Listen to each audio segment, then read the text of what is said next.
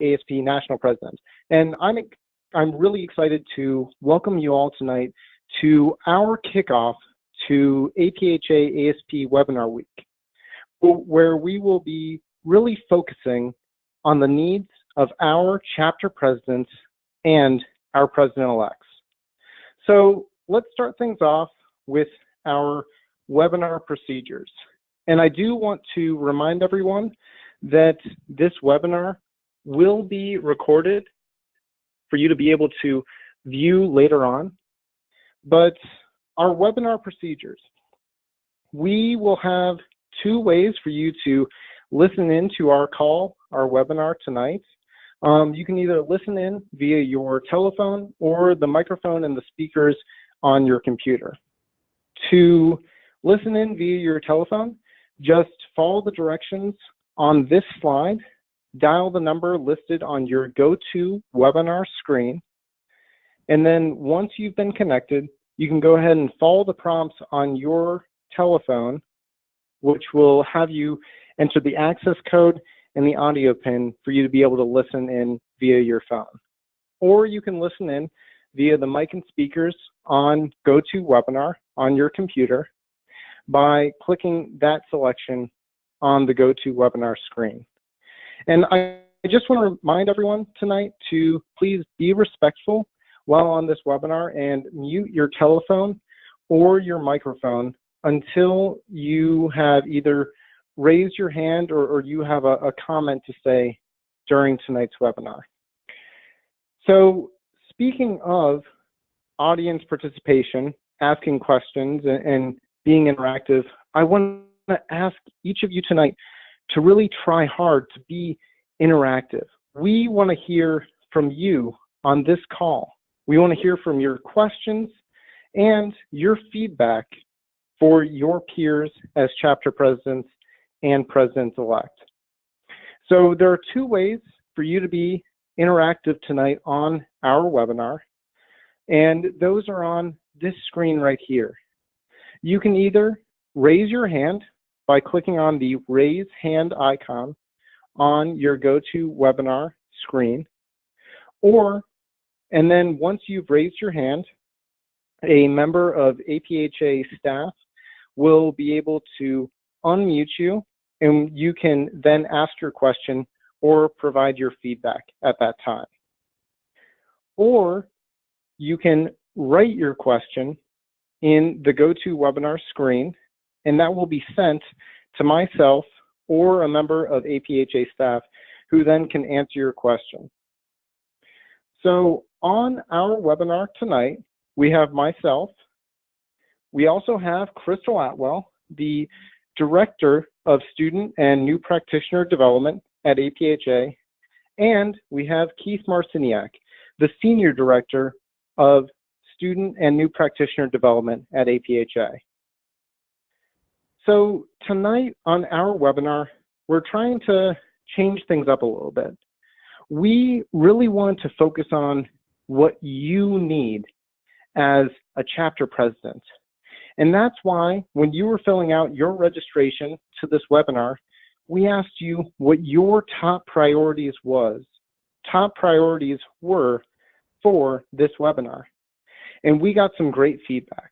The feedback that we got from each of you is that you really wanted to focus on the following three items: getting members to participate and remain involved, some of the fundraising and budget development processes, and chapter growth and activities within a changing pharmd curriculum.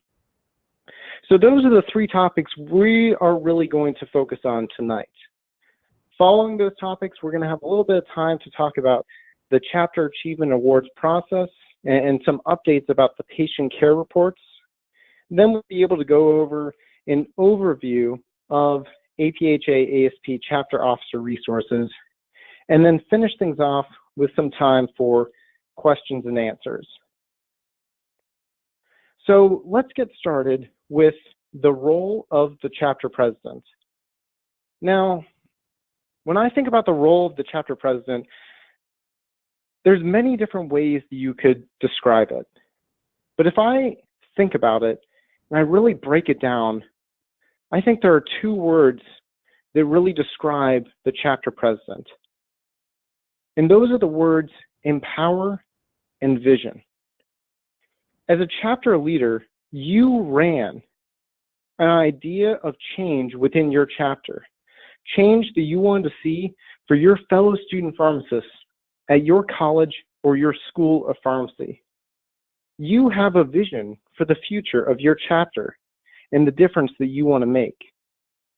But you can't reach that vision by yourself. You can only reach it by going together.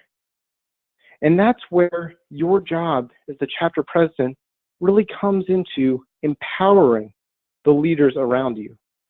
Reach towards the vision that you've set for the future of your chapter.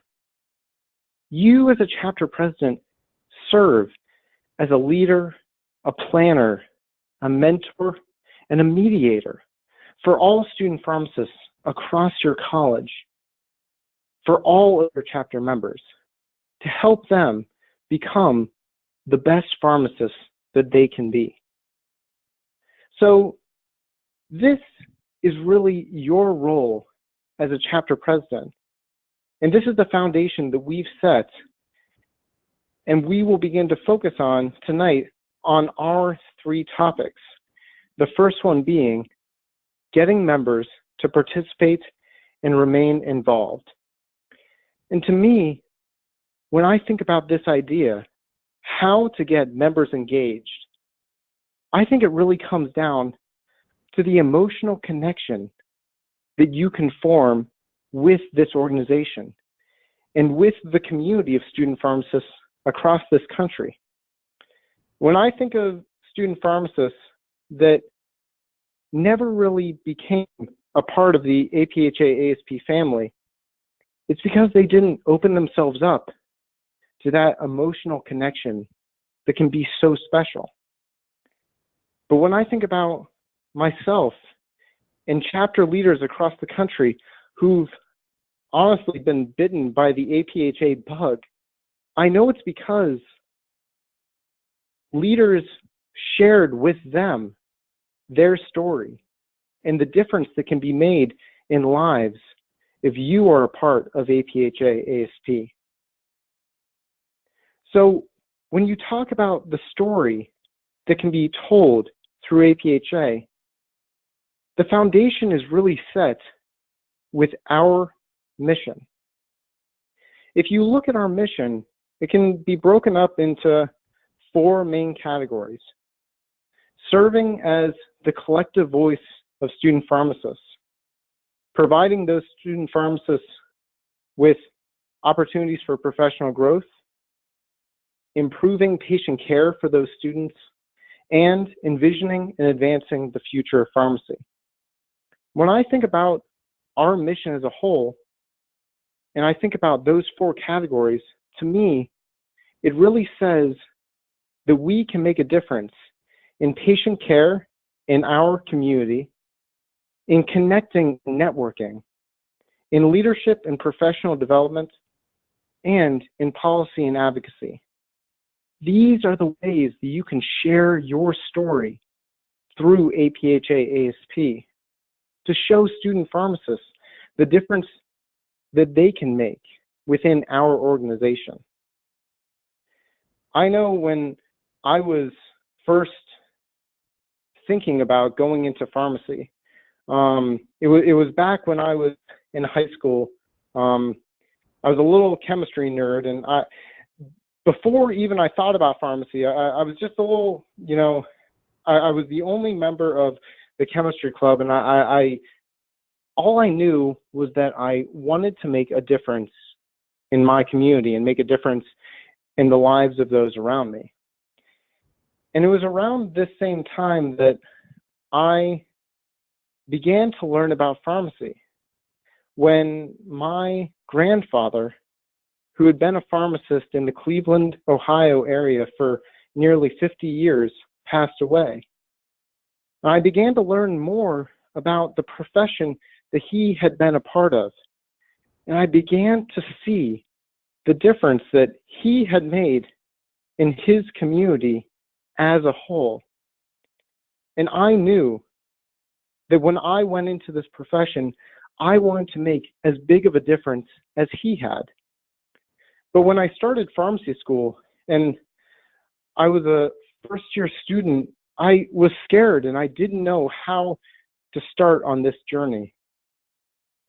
I didn't know how to make that difference. But then I found APhA-ASP. And I first found their patient care and community service projects.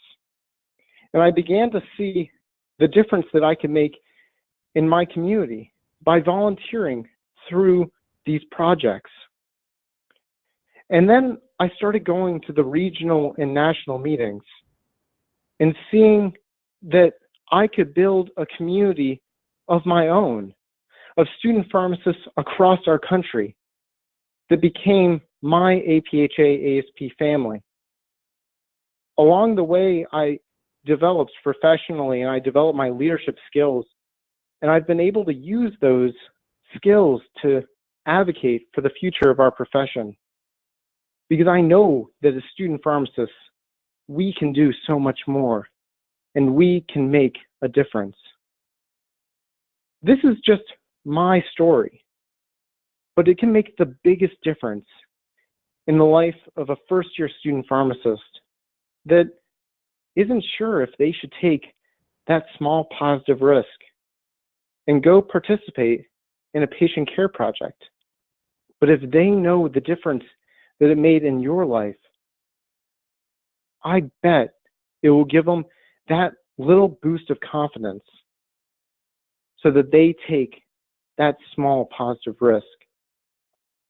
It's this idea of storytelling that can make the difference when you're sharing the reasons that you should participate in the National Patient Care Projects. Instead of just posting a link to a sign-up genius on social media or making an announcement in a classroom, what if you tell your story about how you developed your clinical skills through participation in that patient care project? This can be done through posting a picture on social media with your story, or by sharing a video on social media of the difference that you've made in the lives of your community. Or it can be as simple as pulling aside a student pharmacist to tell them the difference that it made in your life while you're manning a sign-up booth for this patient care project. There are so many ways that you can share your story. Share how you were able to give back to the community and how you were able to show the community everything that a pharmacist and a student pharmacist can do. So these are some of the ideas, some of the techniques that we have to engage and involve our members. But if you look at member engagement as a whole, it can be broken up into 3 ideas. The first of which being innovation. Innovation is all about doing that new, exciting thing to show your chapter members the difference that they can make in the lives of those around them. Now, one phrase that I love to talk about when I talk about innovation is quality over quantity. If you organized 100 health fairs, but were only able to impact a handful of people at each one, and then, on the other hand, what if you organized one massive event where you were able to impact a multitude of those that if you had organized many small events? What is the quality in the events that you're taking part in, the events that you're organizing, and the events that you want your chapter members to take part in? Model what you have seen work. Follow other chapters on social media. Reach out to them about some of the positive impacts that you have seen them make in their community. We are all a part of an APhA-ASP family. We are all a part of this family that is there to support you so that we can make a difference. Always be that leader that's searching for ways to be innovative. So this is the first idea when you think about member engagement. And the second of which is involvement. How are you involving the chapter members in some of the great opportunities that you have at your chapter? We talked about a few ways that you can do this by sharing your stories, helping to create that emotional connection that can be so powerful. But involvement oftentimes stems from leadership and a strong organizational foundation. And a good way that you can cultivate great involvement is by involving your new practitioners, mentors, and your chapter advisors. These can be the individuals who can give you great historical perspective on what has worked for your chapter and what hasn't worked. They can be great individuals to run new ideas off of when you're trying to be that innovator, that change maker. And they can be the individuals that can tell you the type of involvement that your chapter members might be looking for. And I know that they will always remind you to foster new leaders within your organization. Because you know, as a chapter leader, you're always searching for that person that will take your place someday and continue on with the successes that you have had so that we continue to build and grow as an APhA-ASP family across our country. The third and final piece of member engagement is impact. It's the reason that our chapter members are a part of everything that we put on as an organization. And this is where your story can really make a difference, because it can show them how a first-year student pharmacist can grow into a strong leader of their college or school of pharmacy through involvement within our organization. Share with them your why, the reason that you take part in everything that you do. And the members will come. I know, because I was a member at one point that was questioning if I should be involved. When I first joined as a student pharmacist, I didn't immediately see all the benefits. But from leaders above me that shared with me their stories, I realized the impact that this organization could have on my life. And I know it has helped grow me into the leader that I am today. Always show student pharmacists the innovation, the involvement, and the impact that this can have on their life. So this was the first question that we wanted to talk about tonight. How do you get members to participate and remain involved? So, like I said at the beginning of this webinar, I wanted to make sure that we were keeping this presentation as interactive as possible to ensure that you are getting everything that you need out of this opportunity. So I want to open up the floor for any questions or comments or suggestions that you have about how to get members to participate and remain involved. And I believe that Crystal Atwell will be helping me facilitate this part of our presentation. Crystal? Hey, Michael, this is All right. Keith. While we wait for people to throw in some innovative ideas on how they engage members through their patient care projects or any of the projects and programs that they do, I just want to jump back to this slide quickly here, and maybe if I can articulate a couple things as well to kind of help you go. But please raise your hand during this time, write in your questions, and we'd love to bring you in so that you can talk live and interact with everybody else here. But if you're looking to actually meet with a student pharmacist for the very first time, maybe it's a P1 or you're trying to bring somebody back again as a P2 to engage in your projects, I use this as an example here. Try to bridge everything or create everything into 3 succinct messages. And this can be patient care projects, this can be policy events, this can be social or fun events, but developing your clinical skills. That's what you get out of your patient care projects. The first one is the you. So you can take what you learned in school and apply it the very next day. You can enhance your clinical knowledge. You can put this on your resume. This is going to help you as a person. The second point would be giving back to your community. So it's kind of bringing you and providing you with a little bit more of a worldly view. So you're impacting the lives of others. You're helping your local community. You're making a difference, and you're adding to the strength of the association and the strength of your chapter. So that would be your kind of second point there.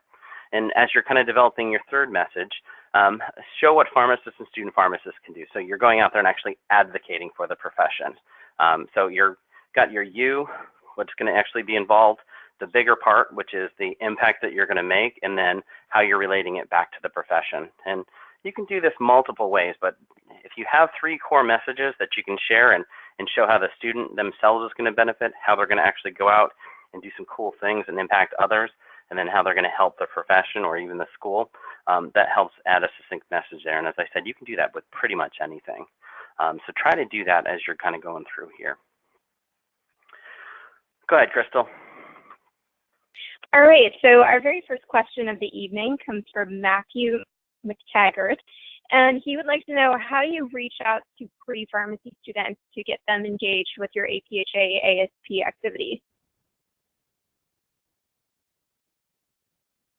So I'll jump in there first. I actually went to Massachusetts College of Pharmacy for school, and we had the pre-pharmacy program in 0 to 6.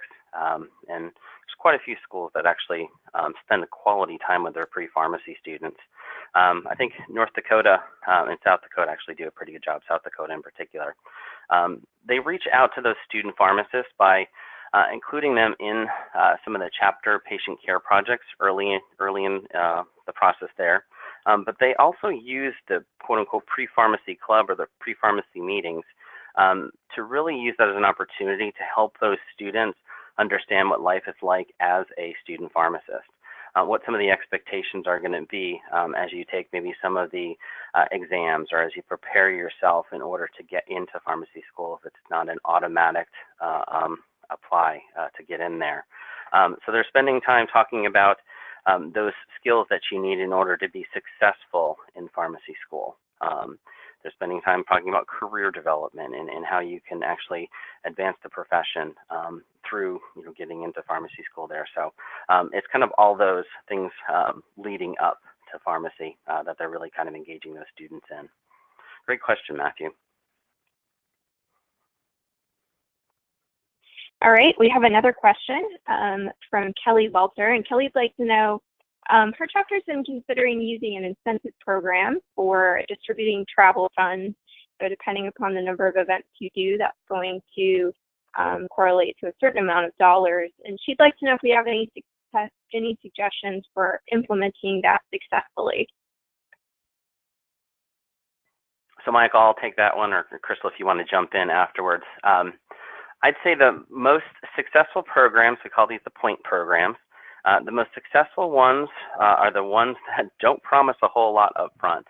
I think chapters fall into that area there where they get in trouble where they're promising too much, and at the end maybe they don't have the funds to actually release to the students, or maybe the expectations of the student pharmacists aren't met by participating in the points program that they have. So I think the first thing you would want to do is really set a good, clear expectations of what you're going to get for the specific number of points. Most of the time it's a percentage of the total amount that you receive. The second thing I'd mention is you really want to spend a lot of time doing your homework and putting together the point values. So for instance, if you're a chapter officer or if you're a chair of a project, does that have a higher value or a lower value? Participation in general chapter meetings versus participation in, say, an external patient care project, a community service project, or maybe a policy event. Maybe those have a different value than maybe conducting an actual Hill visit or meeting with your legislator, something along that line. So really, really, really do your homework on assessing those point values. The third thing I'd mention, and I've seen this quite a bit before, is chapters that aren't transparent on how many points you actually have or how many points other student pharmacists are receiving. That usually kind of brings in some anxiety from some of the students, and it might lead to some future issues. So anytime you kind of put one of these point systems together, make sure it's transparent. But I've seen them work very successfully. Chapters have been able to really use this as a carrot and stick in order to have students participate quite a bit more in not only their general meetings, their general projects, but then also in fundraisers as well, because you're not going to be able to go and get points for your meeting or get funding for your meeting if you're not participating in those fundraisers as well. So just a couple things to kind of think about there. Michael, if you want to jump in, or Crystal. So I know that I saw a lot of the similar things that Keith was just explaining, that point systems or incentive programs can make a good difference in the involvement that you see in chapter members. But definitely reaching out to your members and trying to figure out the events that really need, that the chapter members really need to be involved in to make sure that they are getting the full value of an APhA-ASP membership. So I'm all for point systems or incentive programs. They can really make a difference. And the only thing I would add is just make sure that the incentive program isn't the only way that you're recognizing and thanking your members. A thank you is an easy thing to do, but it sometimes gets overlooked, and we all know how meaningful those are. So anytime you can send a quick email or fun thank you notes after anything that your members have volunteered for, you will not believe the difference that's going to make on having people feel recognized and then more engaged in your chapter activities. So just make sure you're also extending those thank yous out there. All right, so it looks like we've got a hand raised. Alvin from Pacific University in Oregon. I'm going to unmute your line if you'd like to ask your question. All right, you're unmuted. Sure. Hi, Michael and all. I mean, I sent another a question through the chat and well, but our school just started here in Oregon, and we just gave it our org fair to inspire our P1 to engage the community with our patient care projects. And as a 3-year program, we have a huge emphasis on just getting our schoolwork done to graduate on time, etc. And this is a cultural conception that has ingrained for years. How do we move this focus to APhA patient care projects other than telling our own stories, as we've just discussed?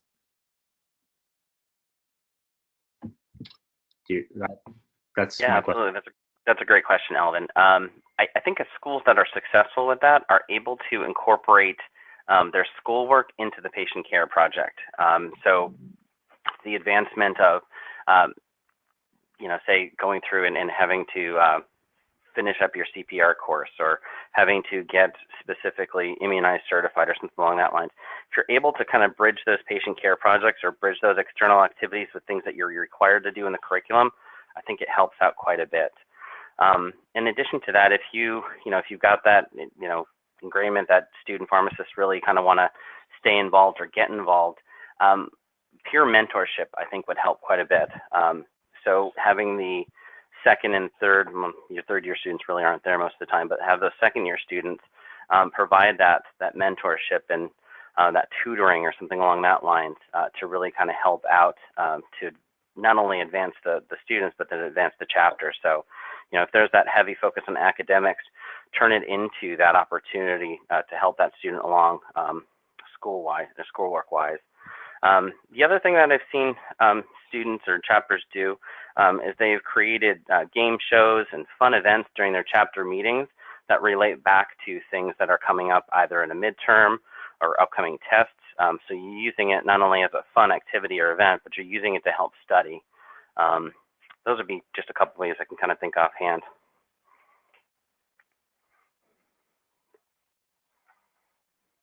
I would also say, you know, everybody is, even if you're just getting started in pharmacy school, you're already thinking about graduation and life afterwards. And whether it's a residency or a postgraduate program, or you're headed to your first position in practice, employers are all looking for people who aren't afraid to roll up their sleeves and really get involved. So more than just saying that you were a member of something, really having demonstrated that you were active in it, and the things and skills that you walk away with from being an active part of that organization. I think that's something that sometimes we forget about once we put that membership on our CV, but having those stories and having those skills are going to be invaluable when it comes time for that part of your career. So that's another thing that you can point out to your members. All right, it doesn't look like we have any more questions or hands raised at this moment.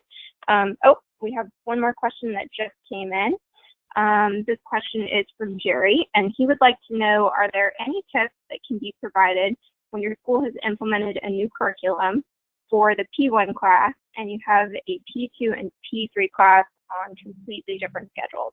And that's a great question. I'll let Keith and Michael start.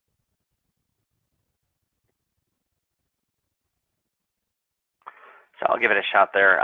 We've had quite a few student pharmacists that have articulated some of these, and that's actually going to be one of the questions and one of those audience engagement things that I'd like to do during our third portion here. It's kind of tough because you've got so many different folks working at so many different levels. One of the schools that I'm familiar with actually sends their students out now for about 2 months out on experiential rotations, and half the class is there and the other half of the class isn't. So they're having to juggle that along with the different schedules between the classes, and it's actually causing quite a bit of disruption. The big thing that I can tell you is Sunday nights, and I know you don't want to spend too much time on your weekends, but it seems like if you can kind of get outside of that normal school schedule and meet, whether it be evenings or something along that lines, that seems to help for the general meetings, the executive committee meetings, as well as kind of organizing. As for like reaching students that are maybe across the state, or if they're at a different point, utilizing technology and recording your meetings, whether it be recording the executive committee meetings or recording the general meetings, to allow students to actually hear or see those after the fact, I think helps. But you're asking a great question, and I'd love, as we move forward here in our third portion, I'd love for student pharmacists to think about the answer and tell us about how they're doing that at their school as well.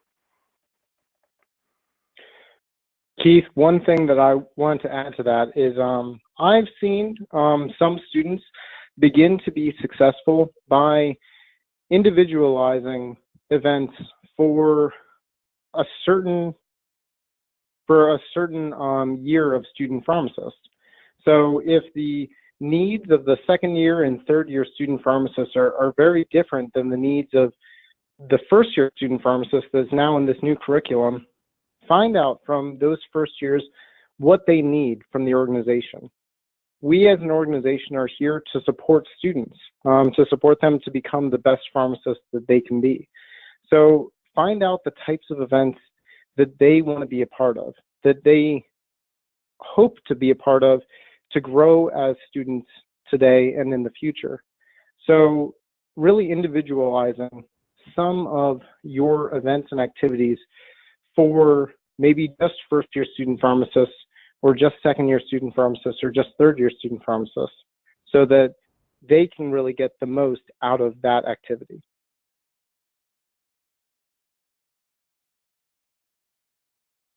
All right, well, it looks like we don't have any other questions or hands raised right now, so I'll turn it back over to Michael and Keith to continue on with the session. Great, thank you so much, Crystal. So as we kind of go through and we talk about engagement and member benefits, I do want to remind everybody, we talked a little bit about this at the Summer Leadership Institute, but we have patient care projects. We have great community outreach and community service projects that we do. Quite a few of your chapters run clinics that were started and are manned by your chapters. But as we are kind of moving along, there's the co-curricular guidelines that are part of the ACPE standards and guidelines that are requiring community service, and they're requiring the good skills that you learn through being a leader and being involved in organizations like ours. However, I do want to remind everybody that these are member benefits. It's not really fair when you as a chapter president are trying to get members to pay $45 and then your chapter dues and then your state dues, and then having student pharmacists just participate on the side of you that maybe are doing this because they have to get school credit for it, or the administration's kind of pushing this on you. So if you're running into this issue, please send us a note. We'd love to help you. We'd love to help you address it. And we actually had a conversation with ACPE, the accreditation body for pharmacy education, and they weren't really aware that this was happening, but would love to kind of further the conversation. So I just wanted to kind of make that point as we talk a little bit about member engagement and keeping those students and getting those student pharmacists involved. The second major topic that everyone mentioned was budget and fundraising. And how do we actually best put that budget together, and what do we do from a fundraising perspective? So just kind of taking a look at what we do during our FVP or Finance Vice President webinar is kind of walk through budgets, and we'll do that tomorrow evening. But looking at the major things that you need to pay for are usually meetings. Those probably take up a good chunk, if not the majority of your costs for your APhA-ASP chapter. So that's budgeting to send somebody to SLI. That's using your points program to send student pharmacists to MRM, an annual meeting, and then saving up some money to send maybe 1 or 2 representatives to the APhA Institute on Alcoholism and Drug Dependencies.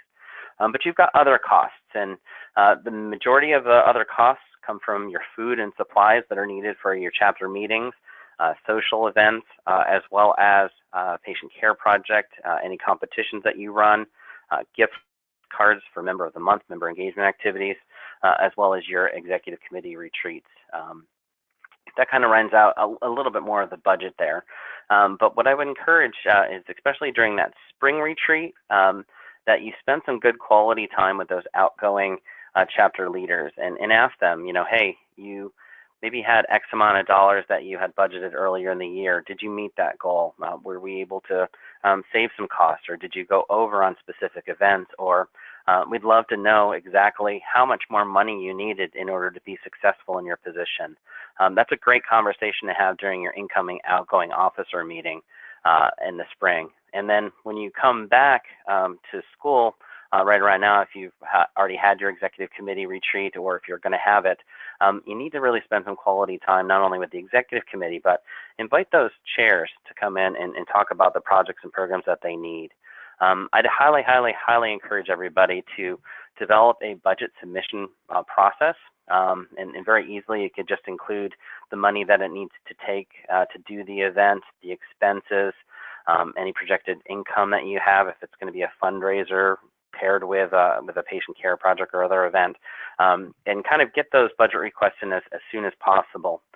Something else that's not listed here, but I'd recommend, is that you ask them why. What's the why? What's the purpose? What's the value of each of these events? Because quite often it's not enough to just kind of list the money that you're going to need, but what's going to be that return on investment or that value that you're going to need there.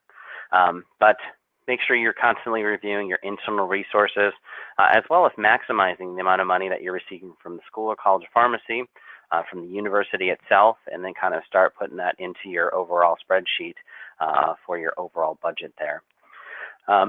For presidents and presidents-elect especially, budgeting and knowing how much money your chapter has, whether it be on a monthly basis, something along that lines, I would highly encourage you to be part of that process. It's not just the finance vice president or their treasurer's issue. It's something that you need to be fully aware of, and it's something that you need to spend some time discussing with your chapter advisors as well, just so that everybody's on the same page. But as we're kind of looking at fundraising, I'd really encourage everybody to take a look at your past fundraising and spend some good quality time to see if the projects, the fundraisers that you put together are really worth the time and the effort. And you can do that through looking at your chronological list to see what fundraisers you actually conducted. Let's say you ran a sale of t-shirts and you ended up only making $2 to $3 per t-shirt, but if you did a kickball tournament with selling those t-shirts, you made another $500 on top of that. Then obviously you want to put your eggs into having the kickball tournament with the sale of t-shirts.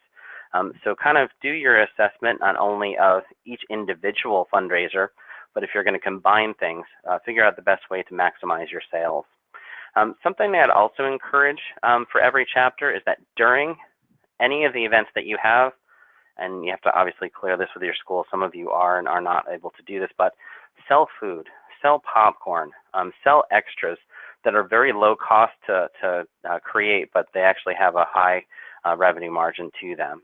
So always include as many double or triple things as you can within the fundraisers that you do have. That'd be one of my major suggestions there. Sales, raffles, athletic events, tournaments, those are all great things to do. Me personally, I love the community building events, the game nights, the jail and bails, the scavenger hunts, the talent shows, the whatever a-thon, dance-a-thon, whatever you want to put in front of that. To me, those not only take a social event and make it into a fundraiser, which is a double for your chapter leaders as well as your chapter members, but if you're also able to incorporate your faculty or your administration in it, by holding that fundraiser and say it's an auction or something along that lines where you have faculty administrators donating their time, money, or resources, dinner with them, something along that lines, you build a better sense of community, and you'll be a lot more successful in your chapter programming if you do involve them in those types of things. So I'd highly encourage that kind of as you go forward. It's important to know that everybody wants to get involved in something that's bigger than themselves. People do want to give, but fundraising is really about relationships and establishing those relationships as best as possible. So there's a couple things on here that I encourage you to spend some time with your finance vice president talking about, but just really creating a good overall experience. And here's a list of 3 or 4 different fundraising sites. I'm not going to kind of go through each of those because we're running out of time here, but I was very surprised in Pinterest. They've got just a full page of fundraisers, and then within the fundraisers, they then break it out into separate areas, college relations, college activities. I particularly like the fraternity fundraisers. I'd really encourage you to spend some time there to kind of look through some of those. Most of them just have a picture and a very brief description, but you'll then be able to kind of put some meat around it to say, oh, this would work or this wouldn't work at our chapter. But we also have a list of fundraising activities that's on our website, so I encourage you to spend a little bit of time there. So I do want to open it up to students who are on the phone here to not only ask questions about fundraisers, but maybe share an innovative fundraiser or two. Crystal? All right, so we did have a question that came in while you were going through the fundraising section. This question is from Nancy Tang. And Nancy said, some of our fundraising efforts are by selling things like t-shirts and sweatshirts, but she's wondering if we're allowed to make clothing with APhA or APhA-ASP on them, and are there guidelines for using the logo or the organization's name? So great question, Nancy. We do have logo guidelines. Within the next, I'd say 3 or 4 months here, APhA is actually going through a transition of our American Pharmacists Association Improving Medication Use Advancing Patient Care logo. So we're going to be sending out new guidelines to all of the chapters on what we want and what we need for you to actually use that logo. But actually on pharmacist.com, we do have our own communication guidelines that's on there. If you look under the chapter resources section, under APhA-ASP section there, we do have the guidelines for every chapter to use, and we can send those to you after the meeting if you'd like. But great question.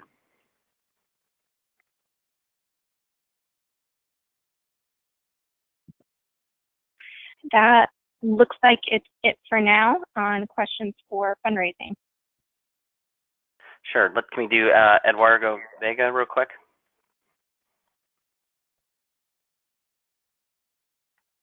So Eduardo, go ahead. You can ask your question live. Yeah, hello, my name is Eduardo Vega from University of Puerto Rico. I am asking because I don't know how to do the thing of the form of the update of the bank account, because I see that one of the resources do mention it was the chapter banking information update.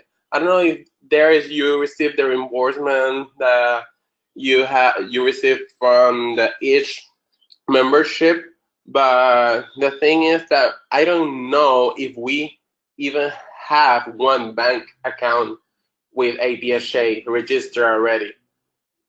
So how I cannot know if I have one account with the APhA already registered? Okay, good question. So actually, none of the chapters physically have a bank account with APhA. Right. The majority of chapters have their own bank account through either the university or a separate local bank. Okay. Was that your question? Yeah, exactly. Okay. Yeah, because we are not receiving the reimbursement fee from each membership, for example, but because I think we are not registered. Okay. Yeah, absolutely. After the session here, if we want to follow up, I can go through the process there. And there is a form that you send us your bank account number, and we electronically funds transfer the dues at the end of every month. We collect not only the national dues, but then the state as well as your local chapter dues, and then send those back to you. It's about 6 times a year that we do that, but we can send that information to you. That's not a problem. Thank you. Great. So we had a suggestion come in for a fundraising idea. This is from John Rosa, so thank you for sharing, John. John says one of their most successful fundraisers was a walking bake sale. We had members make and then buy baked goods and donated them to the event. The purchasing of goods was donation-based, so whatever they thought was reasonable, that's what they gave. And then towards the end, they put all of the goods in a cart and walked around the school to catch more people and distribute even more baked goods. So that's one idea for you. Walking off the calories that you're eating from all the deliciousness. Thank you, John. And then Matthew Noble had a question, Keith, regarding what you just talked about in terms of the distribution of funds that come back from APhA. Could you cover that one more time? Sure. APhA collects dues. It's the full amount. And the reason why we do that is it makes it easier for our chapters so that all you have to do is have one payment from each of your student members, as opposed to writing one check to APhA, writing one check to your state, writing one check to your chapter. It's all taken care of in one shot.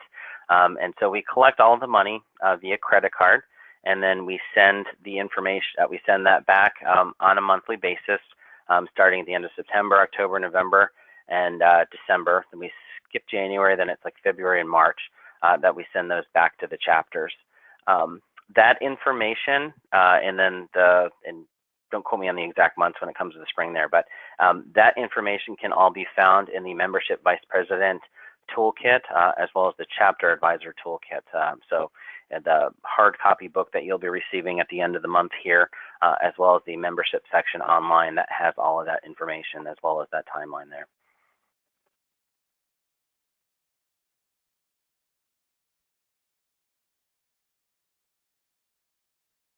All right, those are all our questions and comments for now. Great, thank you so much. So we're going to move back to the third topic on here. I know we're running short on time, but I do want to kind of allow for students to kind of comment and ask here. I know we've talked a little bit about it thus far, but you know, your pharmd curriculum is changing at a very rapid pace. How does your chapter keep up with it?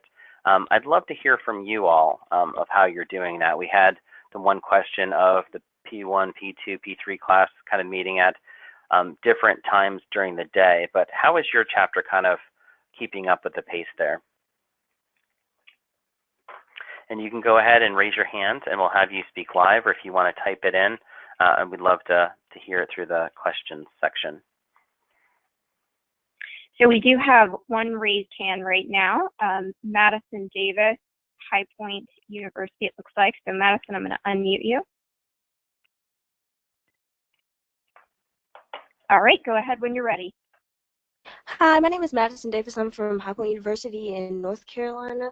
Something cool that our university is doing is all of the P1, P2, and P3 classes will have the same lunch time. So at noon every day, we all have the same 1 hour break during the day. And that's going to be really helpful for us as far as planning meetings. And that just gives us all an opportunity to at least be together at the same time at least once a month. So that's a great thing that we plan on utilizing this year.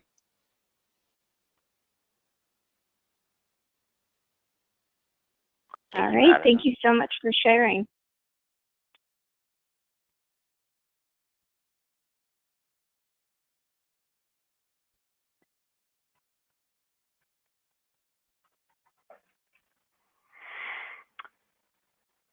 And so, Crystal, while we're waiting for those to come in here, why don't I just zip through the rest of the quick announcements, and we'll come back to that if that's all right. Sure, go ahead. All right. So just to let everybody know, we're going to have some changes with the Chapter Achievement Award process and patient care reporting this coming year. APHA has a new system that will actually be putting all of the questions that we have for the Chapter Achievement Awards as well as the patient care projects into one actual report, and your chapter is able to save the information, keep coming back, go back and forth with the program, but it's a nice convenient way so we don't have to rely on Dropbox. If you use your own Dropbox, that sort of thing, it's all one convenient online system. What we're also doing is instead of having to submit 5 or 6 different essays as well as 5 or 6 different statistical information questionnaires, as well as making sure that you have all your chronological lists. Everything is going to be one now. So it's one chronological list and one set of essays that's included within the report, and then one statistical information questionnaire. So that'll be available starting in the spring.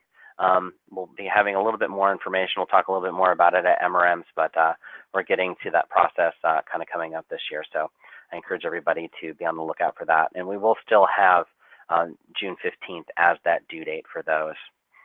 And so just kind of going through quickly, chapter advisors, chapter presidents, communications vice presidents, international, all of your executive committee leaders all have an Engage community set up for them. What we do is we download the information from your chapter database, and we pre-populate all of the Engage communities with that. So I encourage you to ask questions. I encourage you to go in there, and if you've got a burning question that you want to know that maybe other schools are doing, ask that question on there. And staff, your National Executive Committee, your standing committee members will be monitoring it, but we're really relying on you to communicate back and forth with each other as an alternative to kind of suffering through some of the issues that you might be going through.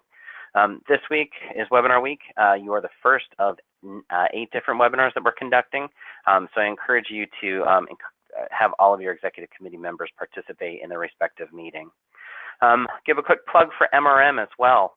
The early bird deadline for MRM ends on October 6th. Registration opened about a week and a half ago, and it's just an absolutely great event. All of the MRMs this year are going to be pretty phenomenal. Crystal's actually going through setting up the education information right now, but we're looking at weekends October 13th through the 15th.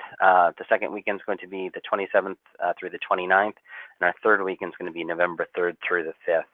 And so take a look at mrm.pharmacist.com. That's our website where you can go register, check out some of the prelim schedule. We'll be updating the policy and election information, but you can book your hotels, and please book those early, because most of the time in regions 4, 2, and 3, we end up selling out of those hotels. So try that as quickly as you can there. And Tom English on our team right now is working on our student outreach program. He's going through and assigning all of the schools as well as the National Executive Committee members and Board of Trustee members that are going to be going to those. So if you did not sign up for an outreach visit, please email Tom English, that's tenglish@aphanet.org, and we'll try to get you into that system there. And then lastly, we've got some great opportunities for not only you as a student pharmacist to learn from your new practitioners, but as you're kind of looking at benefits to support and promote to your final year students is the new practitioner program.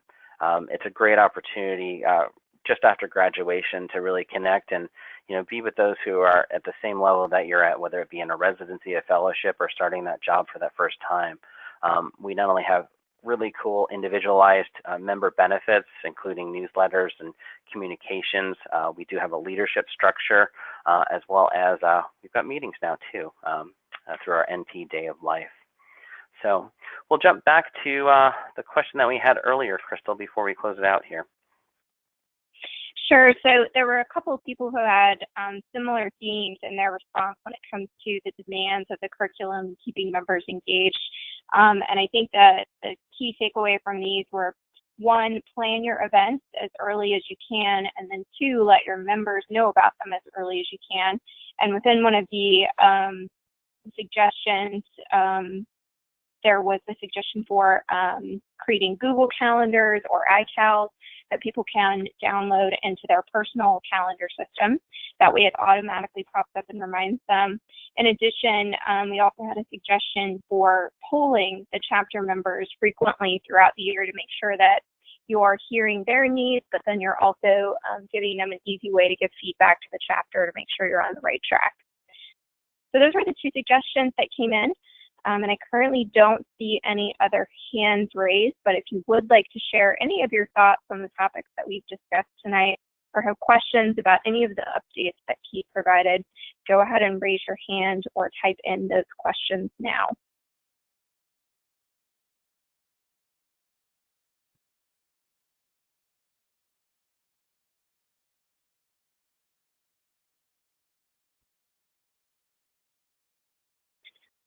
I don't see any other hands or questions. If you're still typing, go ahead. Keith, do you have any final comments while people might get in their last question? Yeah, absolutely. Just some things to think about.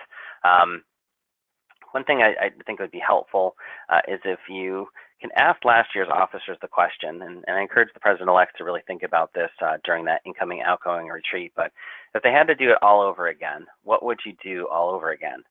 Not what you wouldn't do, but what would you do? What was successful? What were some of the exciting things that really kind of set your chapter apart?